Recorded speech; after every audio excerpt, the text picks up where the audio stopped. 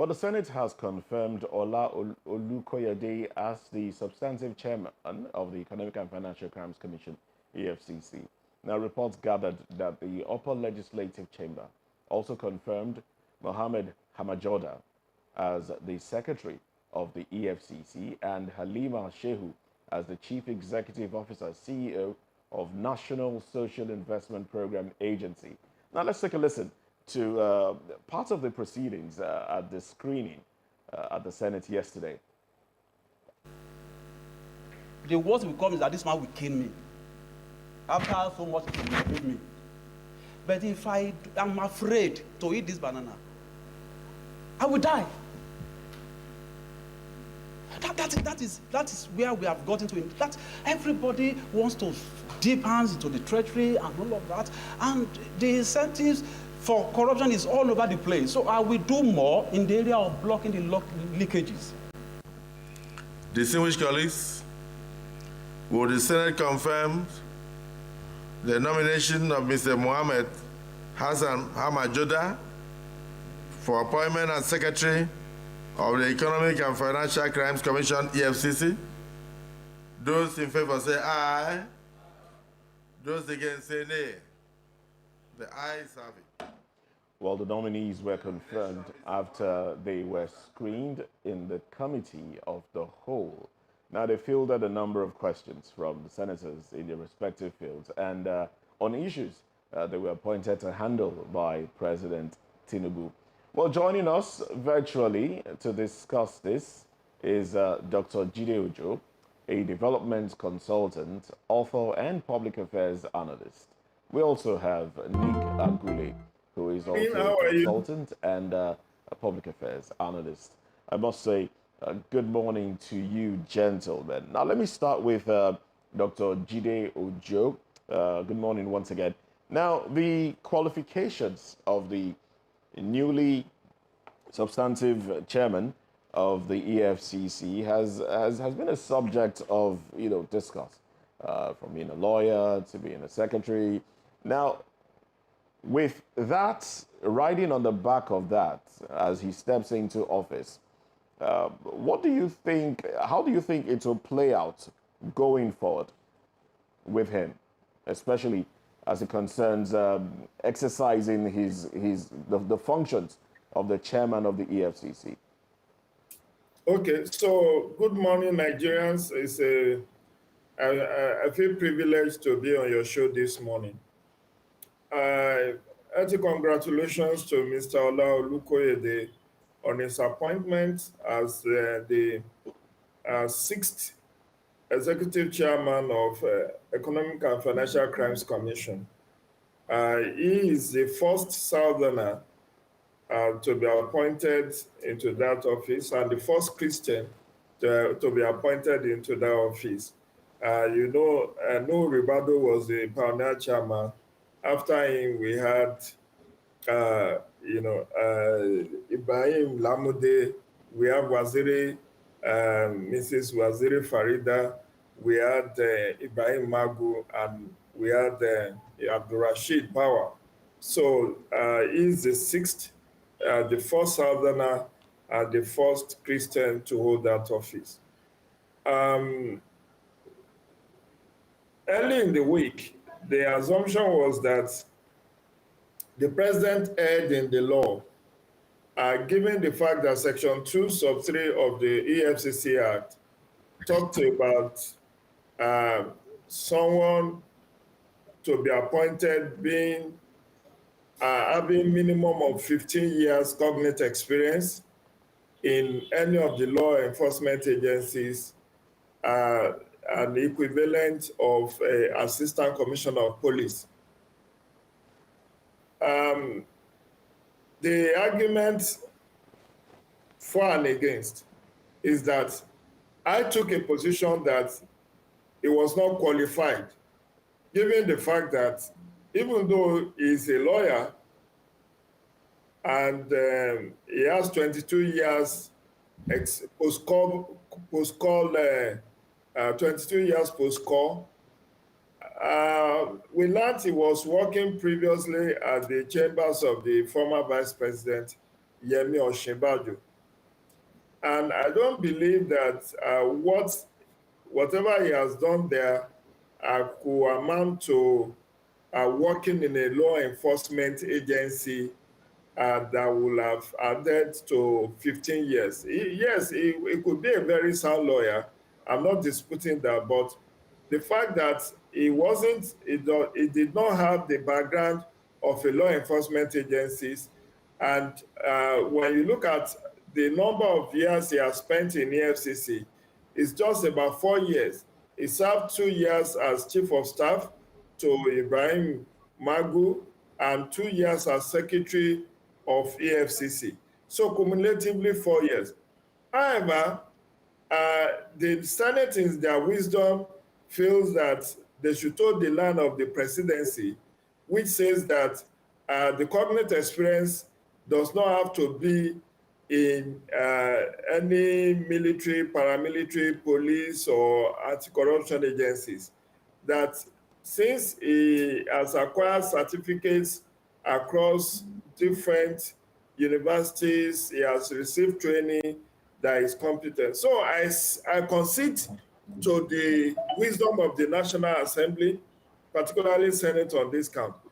The other brouhaha was that the president chose a Southerner and a Christian, just the same way Professor Owasoye, also a Christian and from the Southwest, is the chairman of EFCC. But that anomaly has been corrected when the president later on Monday announced a new chairman for ICPC, who happens to be from the North, who happens to be a Muslim.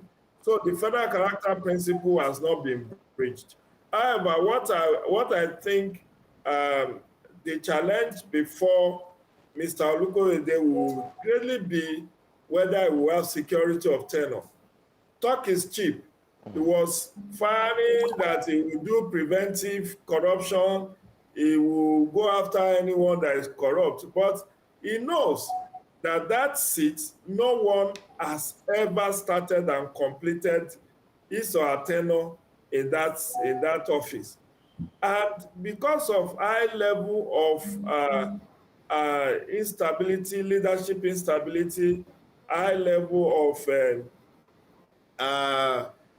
executive interference. I wish him well, but how he will navigate that line mines that it does not become another casualty in the power play. Because I did an article in my column in The Punch after Abdurrashid Bawa was booted out, and I asked, what exactly is the problem with EFCC? Why has none of the former chairman of EFCC ever completed their tenure? Why is it that they always left in controversial circumstances? Why is it that there is always the purported banana peel, against them? So I wish Mr. Olukoyede well. I pray he succeeds in an area where no one has had a very graceful exit. But maybe with the benefit of hindsight, having worked as chief of staff, having worked as secretary, maybe he will be able to navigate his way. More so, we learned he's a Redeemed Christian Church of God senior pastor in Lagos. So maybe his pastoral duties and theological background, aside from law, will also help. Prayer does wonders, and I hope he succeeds. That's the much I can say for now. All right, thank you very much, Jide Ojo.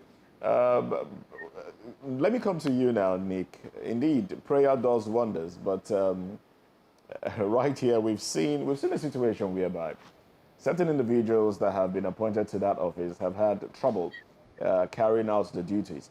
You do recall that when Abdurrashid Bawa, the embattled former EFCC chairman, was appointed, there was this jubilation that, a young person being appointed to that office, he will go ahead and fight crime with the vigor that is required because he's young. But then, not too long into his administration, towards the tail end of it, we started hearing stories of fraud, money exchanging hands, taking. It's like we heard a lot of stories. Uh, do you think it will be different? Do you think the powers that be will allow the current EFCC chairman to carry out his duties regardless of his religion or where he's from? Nick. Thank you very much. I want to say, before I say anything, I'll respond to your question. I want to say that Nigeria is a country where it now appears that whatever people in government want, they get it, regardless of what our laws say. I'm not a lawyer, and lawyers have had their say, including the eminently qualified senior advocate of Nigeria, Femi Falana. But as a public affairs analyst, I take interest in matters that are in the public domain. And I think I have sufficient knowledge of the English language, enough to read the EFCC Act, even as I'm not a lawyer, and come to certain conclusions. And the act is before me here. I'm looking at it now. This is what the act says. It says, the commission shall consist of the following members. A chairman who shall in law, as I understand it, is a mandatory requirement. Be the chief executive and accounting officer of the commission. That is one. Two, be a serving or retired member of any government security or law enforcement agency not below the rank of assistant commissioner of police or equivalent, and possess not less than 15 years cognate experience. It then means these are not either or. These qualifications are together. You must be a member, a serving member. Look, it didn't even say retired.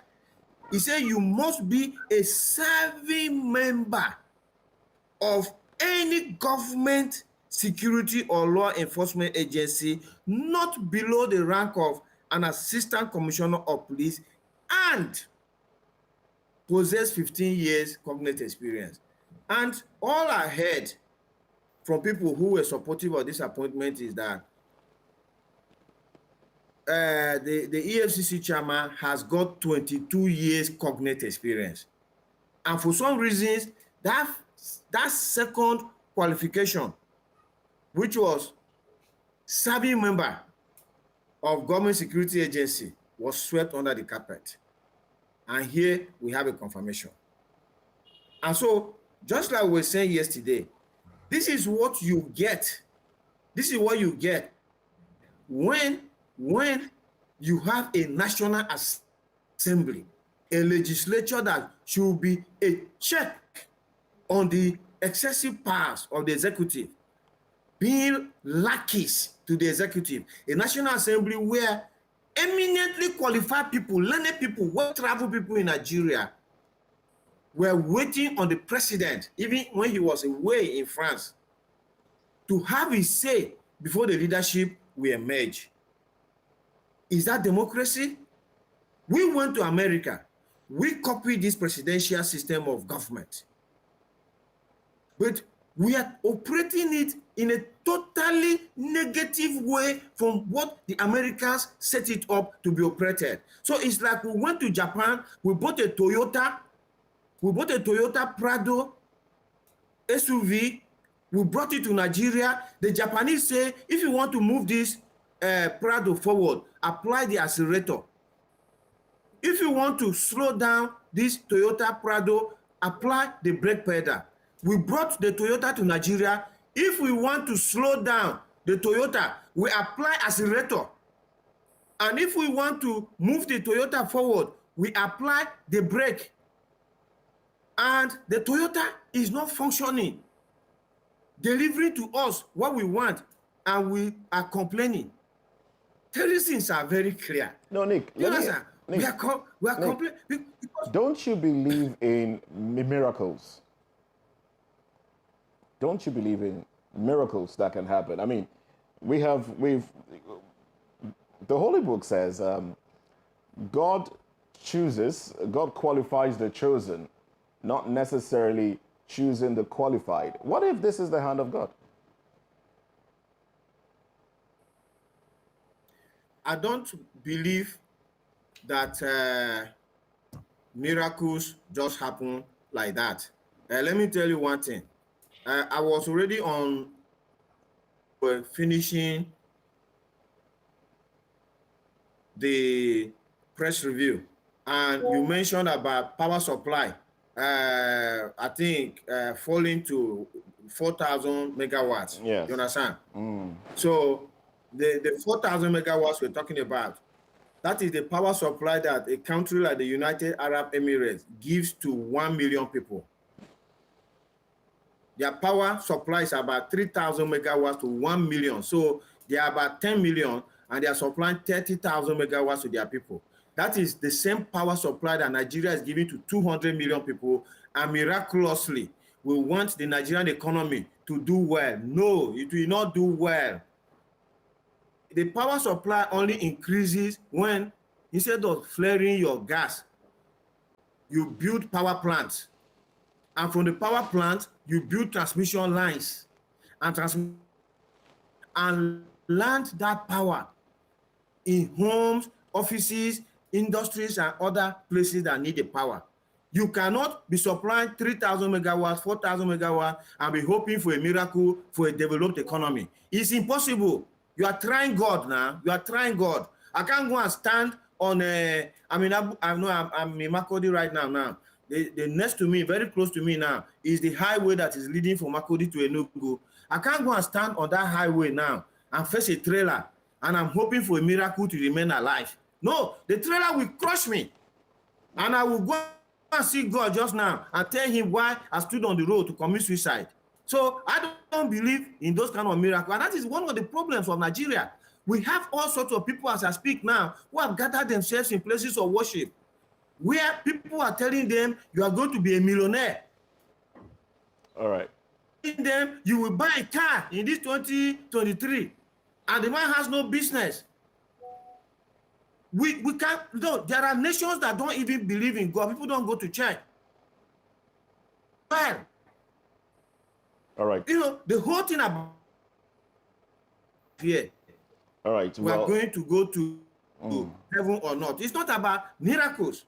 These things will only happen if we put the actual structures on the ground. All right then. Now let me go over to Jide Ojo. I would rather call him doctor. I just you know, I like that that appellation. So Dr. Jide, I know you don't have a doctorate, I know, but it just feels good. All right. Now let me come back to you now. We saw the boldness with which the EFCC chairman addressed the Senate. Did that come off to you as theatrics? Of course, it's mere tactics. See, one thing we need to understand is that nobody gets an appointment in this country without knowing someone either in government. So no matter how eminently you are qualified, no matter how good, excellent, brilliant, you know, cosmopolitan you are, if you don't have backers, you won't get far in terms of public appointment. So all the show, all the razzmatazz, all the bravado he was showing yesterday was just for the camera. It has been assured of confirmation. Let me bring you to let me remind you what happened when Festus Keyamo SAN was being screened for ministerial appointment. Remember, it was stepped down at some point, The leadership of National Assembly went to meet with the president, came back, and the coast was cleared. But when it came to 3 nominees that were rejected, that their nomination were rejected, there was more from the presidency. And you could also remember Miriam Shetty, whose nomination was withdrawn on the morning that she was supposed to be screened. And later we found out that she has no strong backer from Kano State. According to Dr. Umar Ganduje, he said the President Tinubu asked him, who nominated this lady that everybody is talking about in the social media? And he said he doesn't know. And the president just said, okay, let's have someone else. So it's not as if the lady was not qualified or she did anything wrong, just because she has no strong backer that can speak for her in the corridors of power. So Mr. Olukoyede is like someone whose benevolent spirit has cracked their kernel for them. He works in the chambers of former Vice President Yemi Osinbajo. I don't know whether Yemi Osinbajo has any hand in his nomination, but we know that nobody gets into that kind of office without somebody out there in government saying, this is my candidate. The same thing happened when Nuri Badu was going to be nominated. You know, the president allegedly, President Obasanjo allegedly asked around, who is a brave policeman that we can entrust with this and all of that. So nomination comes from there. So I'm not saying that academically Mr. Olukoyede was not qualified. He was eminently qualified. 22 years post. He has had some executive courses in Kennedy School, in Harvard. He has gone to Oxford. He has done all of these things that people want to get nominations do, even if it's to just attend 3 weeks, 1 month courses in Ivy League schools abroad, just to garnish their profile. And he succeeded with that. But the issue is not even, I'm less bothered about now the circumstances leading to his nomination. The real challenge is like wedding and marriage. My brother, wedding is one day, marriage is forever. And the hotness or calmness of a marriage starts after the wedding. So the wedding has been held, it has been confirmed, it will be sworn in. But the marriage, the aftermath, is will the nominee, the presidency, allow him to breathe? Would they not interfere in his workings? We have had allegations against previous EFCC chairman that they go after political opponents of the ruling party, and it will seem so. Just yesterday, news came out that 3 days after Senator Ifeanyi Ubah joined APC, that federal government has dropped charges against him. Criminal charges that he was facing has been dropped. And you recall that former APC national chairman, comrade governor Adams Ochiomole, in 2019 was saying people should come and join APC because once they join, their sins are forgiven.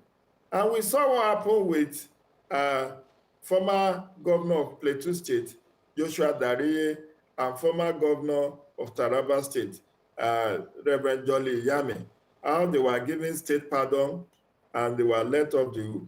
We also know how Buhari administration dropped charges against former Gombe State governor just because he was pressured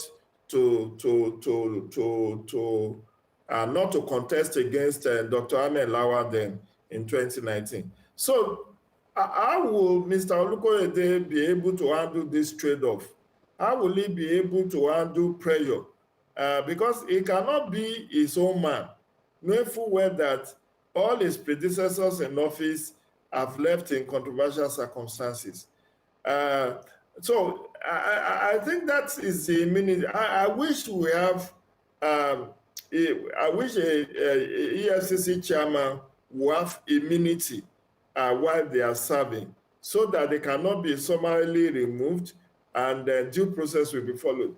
Many of us are not asking, what were those weighty allegations leveled against Abdulrasheed Bawa? Did Abdulrasheed Bawa resign of his own accord, or he was pressured to resign? Because his purported resignation followed the same trend as that of Godwin Emefiele, who is facing criminal allegations in court. And all of a sudden, we heard that Emefiele has resigned as CBN governor, and all the deputy governors have resigned. And the next thing is the nomination of Olayemi Cardoso as a substantive CBN governor. The same thing, Bawa has been in detention for 4 months. There has not been any charges leveled against him in court. He has not had his day in court. He's been illegally detained, I think in EFCC custody, for 4 months. That is a breach of his fundamental human rights. Maybe because he's young, he has nobody speaking out for him. They have kept him in the cooler. No charges have been preferred against him. So perhaps he was coerced to resign. And when he weighs his options, is it not better to resign and allow whoever wants to let them have their way? Maybe they can then leave me to go home and be with my family. Because what surprised me, please let me land on this topic. Okay. What surprised me is that from the time of Nuhu Ribadu to Ibrahim Lamode to Farida Waziri to Ibrahim Magu to Abdulrasheed Bawa, every one of them, you will hear that there are weighty allegations against them. There are weighty allegations against them. But they never get prosecuted. And you wonder why? Why is that a tragedy? Why is that a trend? In fact, Ibrahim Magu and Ibrahim Lamode, after they left, they were promoted to AIG. They were promoted. So if you have allegations of corruption, abuse of office against somebody, and the person has been removed from office, and you cannot prosecute him, rather he has a promotion in his area, in his primary place of assignment, then what does that tell you? It shows that this is political vendetta and political witch hunting.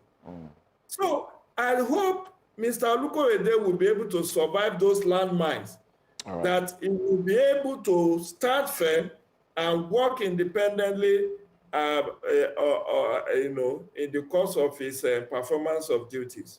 All right, so it's I was going to ask the question, but since you've stylishly touched on it too, let me just move to Nick now. Now, Nick, when we have a situation whereby a position as sensitive as the chairman of the EFCC is coming on a platter of whom one is affiliated to in the political space, how then can we trust the person to carry out their functions without fear or favor?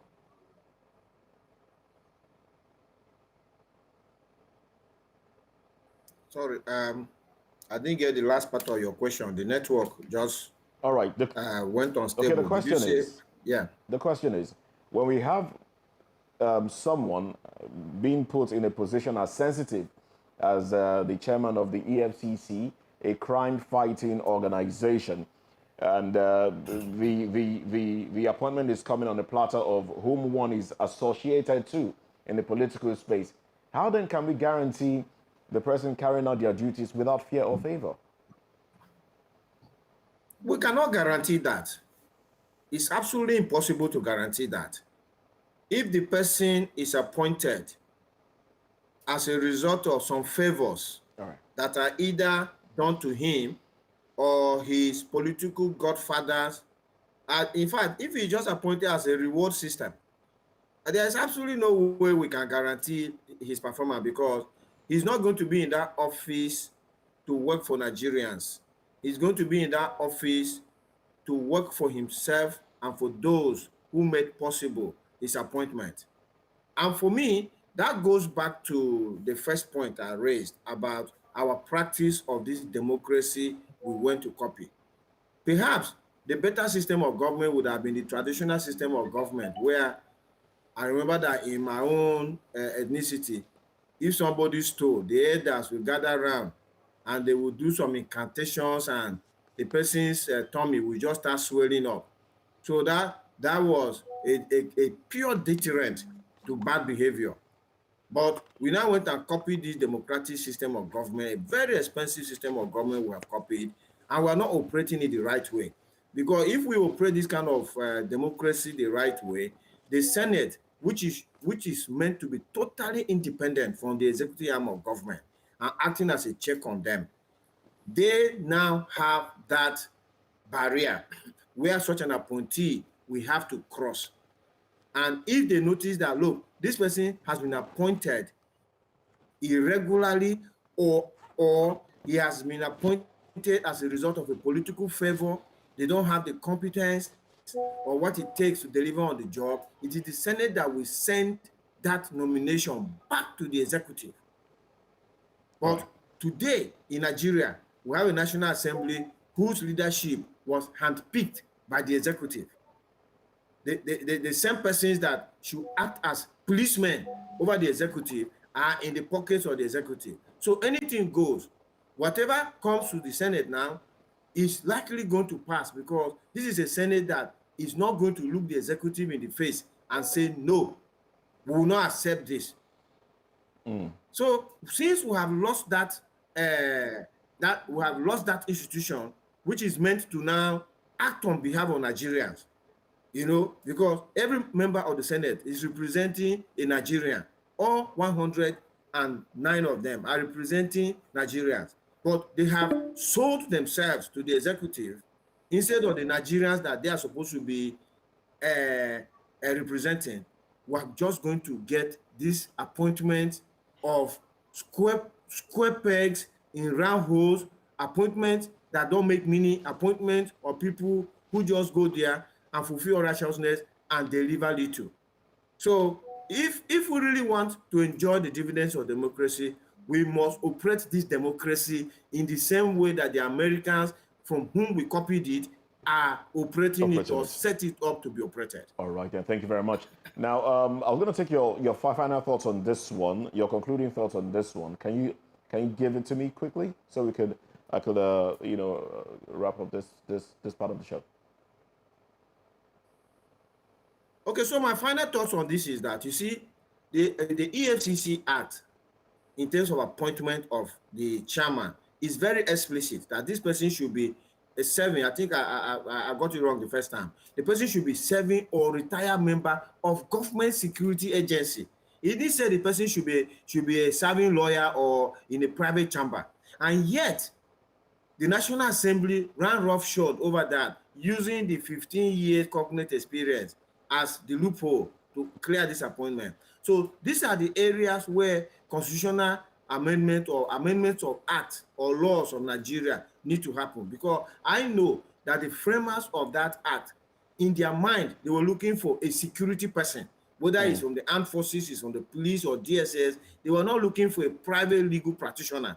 So they will have to change the act to say 15 years of cognate experience in that government security agency, and that is the reason why the National Assembly is there, for them to look at loopholes or areas in our laws that need to be strengthened, and let them go ahead and amend the EFCC Act. All right, then you pointed to the fact the specificity in our laws. Oh well, let me take Jide's final thoughts now. Now, as I take your final thoughts, I want you to also quickly let me know your thoughts on this. Considering the state of the country right now as it is, what do you think should be his top priorities as he steps into office? Well, the work of Mr. Olukoyede is cut out for him, and I don't envy him at all. The reason being that he has a lot on his plate. Nigeria is not doing well on the corruption perception index. I think we are in 146, 147 out of 180 countries. So it's not an enviable position to occupy as a country. However, yes, he said he wants to engage in corruption preventive, activities rather than just mere enforcement. I wish him well, but he needs the cooperation of all the sister agencies in the success of fighting corruption. It will need the cooperation of other anti-corruption agencies and security agencies, from police to DSS to the military to ICPC and to even the bureaucracy that he heads. Because the major challenge could be enemies within, people who just want to undermine him. You possibly have heard of a number of EFCC officials who have compromised.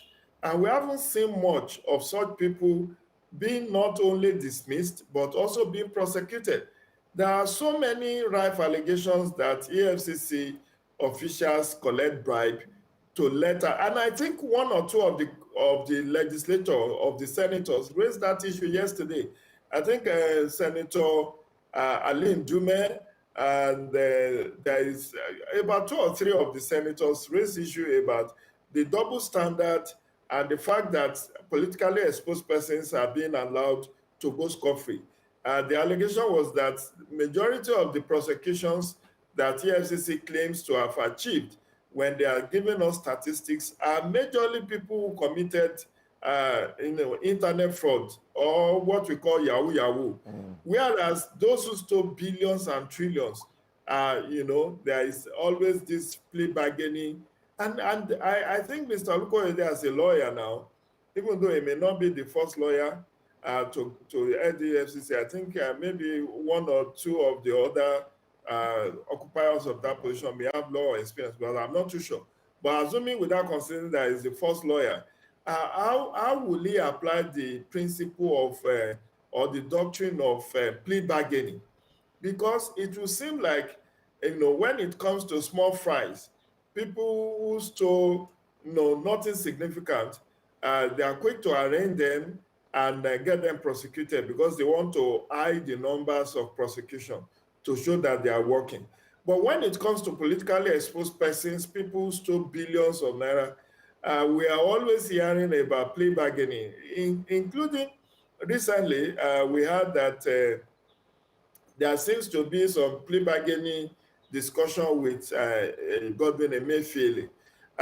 So this it's not a very good optics for the EFCC, but I don't know whether Olukoyede could use his good offices to reach out to whoever has nominated him, maybe it's the president or other powerful interests, to strengthen the EFCC act and to ensure that there is better prosecution.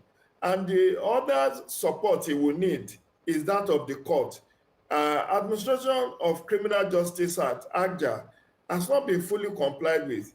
We still have corruption cases, going for as many as 8-10 years before judgment is given in the court of first instance. This is not envisaged under the Administration of Criminal Justice Act, which came into force in 2015. It says that criminal cases shall be dealt with expeditiously within 6 months. So if he can use his good office as a lawyer to reach out to the Chief Justice of Nigeria and the President of the Court of Appeal on whatever they can do to expedite the prosecution of corruption cases. Because as he also rightly said yesterday, there are a lot of rot in the system, a lot of corruption that is still going on in spite of the anti-corruption policies of previous and the current administration. But whether he will be able to take the bull by the horn, whether he will be able to work without minding whose socks is God, we wait to see in the coming days, weeks, and years. But I want to congratulate him and say he should tread very carefully, given the fact that his predecessors in office have always ended up ignominiously.